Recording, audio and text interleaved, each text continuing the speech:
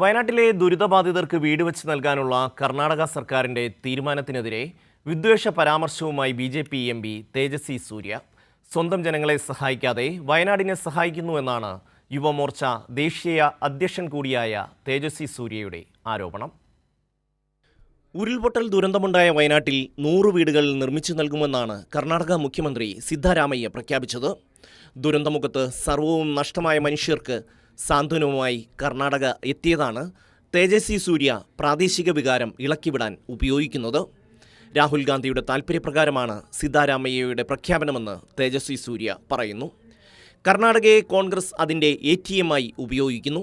കർണാടകയിൽ പ്രളയ ദുരിതാശ്വാസം നൽകാൻ പരാജയപ്പെട്ട സർക്കാരാണ് സഹായവുമായി കേരളത്തിലേക്ക് പോകുന്നതെന്നും തേജസ്വി സൂര്യ ആരോപിച്ചു. കർണാടകയിൽ ദുരിതമനുഭവിക്കുന്നവരെ സഹായിക്കാൻ സിദ്ധരാമയ്യ തയ്യാറാകുമോ എന്നും തേജസ്വി ചോദിക്കുന്നു.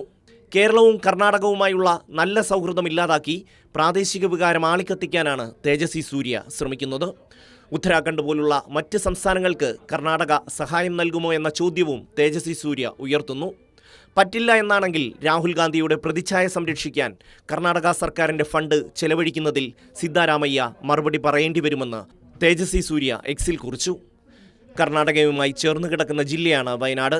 ഇതുകൊണ്ടുകൂടിയാണ് സിദ്ധരാമയ്യ വയനാട്ടിലെ ദുരിതബാധിതരെ സഹായിക്കാൻ രംഗത്ത് വന്നതും. വിദ്വേഷ പ്രസംഗങ്ങൾക്ക് പേരുകേട്ട തേജസ്വി സൂര്യ യുവമോർച്ചയുടെ ദേശീയ അധ്യക്ഷൻ കൂടിയാണ്. News desk, Kairali news.